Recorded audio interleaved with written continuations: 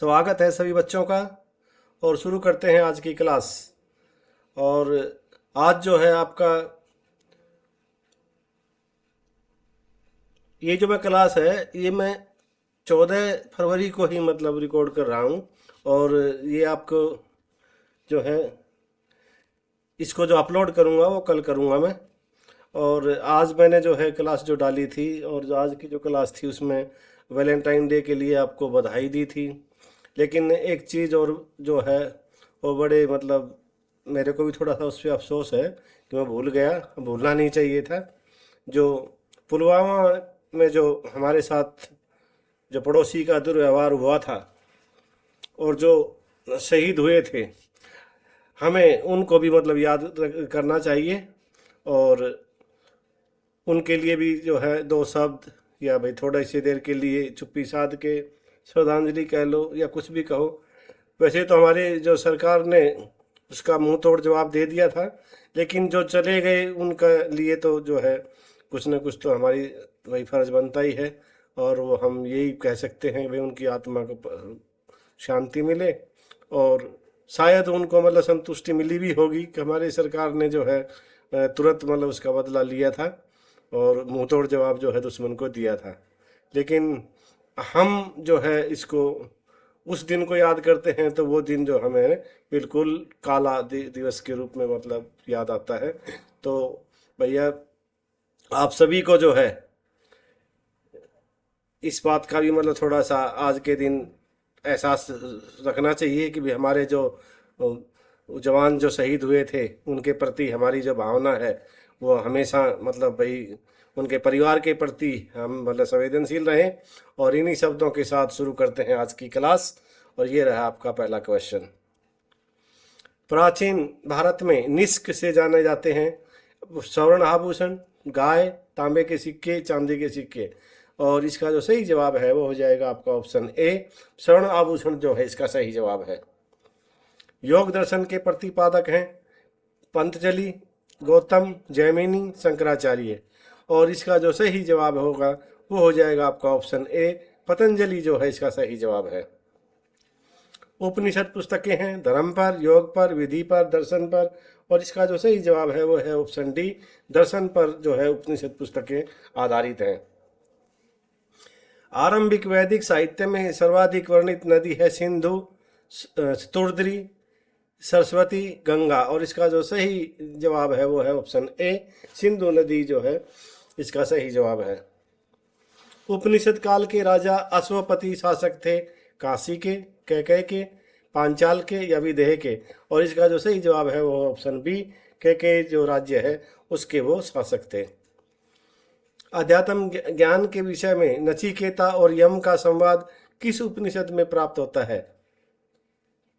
बृहदारण्यक उपनिषद में, छांदोग्य उपनिषद में, कठोपनिषद में या फिर केन उपनिषद में। और इसका सही जवाब हो जाएगा ऑप्शन सी, कठोपनिषद में जो है इसका वर्णन मिलता है।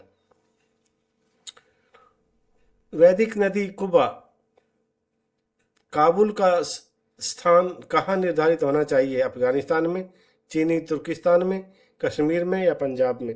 और इसका सही जवाब हो जाएगा आपका जो है ऑप्शन ए जो है अफगानिस्तान जो है इसका सही जवाब है।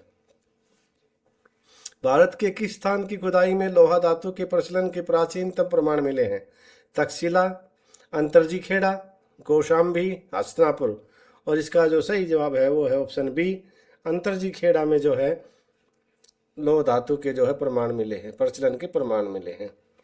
निम्नलिखित में से किसका संकलन ऋग्वेद पर आधारित है? यजुर्वेद का, सामवेद का, अथर्ववेद का, इनमें से कोई नहीं। और इसका जो सही जवाब है वो हो जाएगा ऑप्शन बी, सामवेद का जो है इस सही जवाब है। सूची 1 को सूची 2 के साथ सुमेलित कीजिए एवं नीचे दिए गए कूट की सहायता से सही उत्तर चुनिए।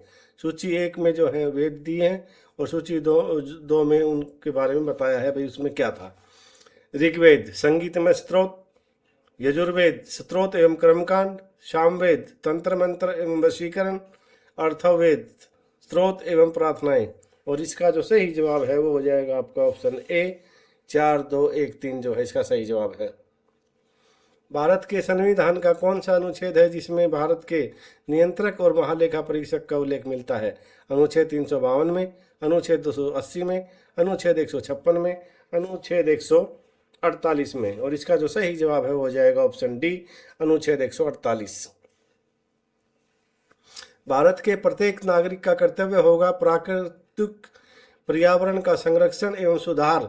यह कथन भारतीय संविधान के किस अनुच्छेद से संबंधित है? अनुच्छेद 48A में, अनुच्छेद 51 में, अनुच्छेद 56 में या अनुच्छेद 21 में। और इसका जो सही जवाब है वो हो जाएगा ऑप्शन ए, अनुच्छेद 48A जो है इसका सही जवाब है। राज्य विधानसभाओं में आंग्ल इंडियन भारतीय समुदाय के लिए प्रतिनिधित्व का प्रावधान भारत के संविधान के किस अनुच्छेद द्वारा किया गया है? अनुच्छेद 330, अनुच्छेद 331, अनुच्छेद 332, अनुच्छेद 333। और इसका जो सही जवाब है वो हो जाएगा आपका ऑप्शन डी जो है 333 अनुच्छेद है इसका सही जवाब है। भारतीय संविधान का कौन सा अनुच्छेद भारत की विदेश नीति से संबंधित है? अनुच्छेद 380, अनुच्छेद 312, अनुच्छेद 60 और अनुच्छेद 51। और इसका सही जवाब हो जाएगा आपका ऑप्शन डी, अनुच्छेद 51 जो है वो विदेश नीति से संबंधित है। निम्नलिखित में से भारतीय संविधान के किस अनुच्छेद का उपयोग अभी तक नहीं किया गया है? अनुच्छेद 60 का, अनुच्छेद 352 का, अनुच्छेद 356 का या अनुच्छेद 360 का। और इसका जो सही जवाब है वो हो जाएगा ऑप्शन डी, अनुच्छेद 360 का अभी तक जो है उपयोग नहीं हुआ है। भारतीय संविधान के किस अनुच्छेद में नए राज्य के प्रवेश या स्थापना का प्रावधान किया गया है? अनुच्छेद 1 में, अनुच्छेद 2 में, अनुच्छेद 3 में, अनुच्छेद 4 में। और इसका जो सही जवाब है वो हो जाएगा आपका ऑप्शन बी, अनुच्छेद 2। डॉक्टर अंबेडकर के अनुसार कौन सा अनुच्छेद भारतीय संविधान का सबसे महत्वपूर्ण अनुच्छेद है? अनुच्छेद 21, अनुच्छेद 24, अनुच्छेद 32, अनुच्छेद 256। और इसका जो सही जवाब हो जाएगा आपका ऑप्शन सी, अनुच्छेद 32 जो है वो सही जवाब है। किसी राज्य में विधान परिषद की स्थापना और समाप्ति का प्रावधान है? भारतीय संविधान के अनुच्छेद 170 में, 169 में, 168 में, 167 में। और इसका जो सही जवाब है वो हो जाएगा आपका 169, 169 में। ऑप्शन बी जो है इसका सही जवाब है।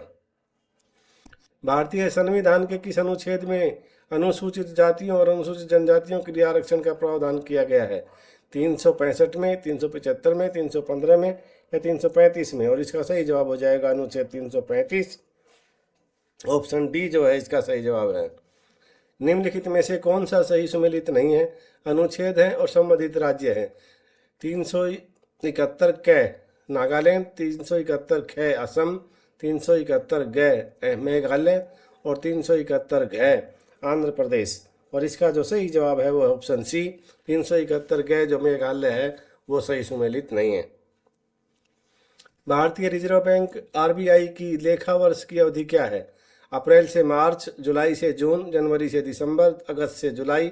और इसका जो सही जवाब है वो है आपका अप्रैल से मार्च। इसका मतलब हुआ 1 अप्रैल से लेके और 31 मार्च तक का जो है ये सही जवाब हो जाएगा। रिजर्व बैंक के नोट निर्गमन विभाग के पास हर समय कम से कम कितने मूल्य का स्वर्ण कोष होना चाहिए? 85 करोड़ का, 115 करोड़ का, 200 करोड़ का, 300 करोड़ का। और इसका जो सही जवाब है वो ऑप्शन बी, 115 करोड़ जो है इसका सही जवाब है।